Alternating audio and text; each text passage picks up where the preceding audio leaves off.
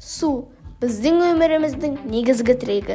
Оны үнемді пайдалану, қоршаған ортаға және болашақ ұрпақтарға қамқорлық жасау болып табылады. Мектеп оқушыларына бірнеше кеңес.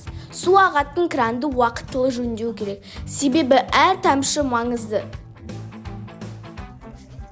Тісті жуғанда немесе ыдыс жуғанда суды ағызып қоймаңыз, бұл артық шығынды азайтады. Жаңбыр суын жинап, оны бақша суаруға пайдалануға болады. Душ қабылдағанда уақытты қысқарту арқылы су үнемдеуге болады. Автокөлікті жуу кезінде су шлангасының орнына шелекті пайдаланыңыз. Сабақтан кейін су бөтелкеңізді қайта толтырып пайдаланыңыз. Осылайша бір реттік пластик санын азайта аласыз. Су көздерін тиімді қолдану экологиялық таза әдеттің бір бөлшегі. Үнемді тұтыну арқылы табиғатқа деген жауапкершілігімізді көрсете аламыз. Су болашақтың байлығы, оны сақтауға барлығымыз атсалысайық. Құрметпен, Қобда Қазақ орта мектебі.